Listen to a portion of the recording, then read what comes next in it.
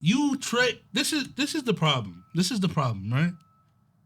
Josh should have been traded, and if y'all gonna do a rebuild, I'm tired of teams seeing that there's a blueprint to rebuild and still fuck this up like the way that they do.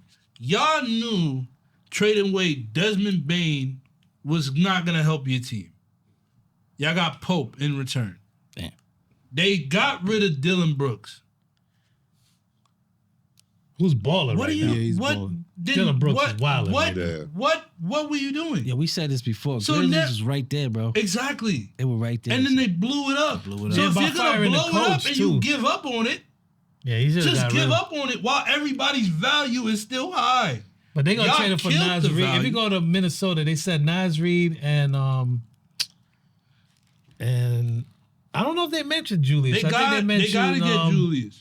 I'm saying. What's the ex-Knicks dude? What's the name? DiVincenzo? DiVincenzo, yeah.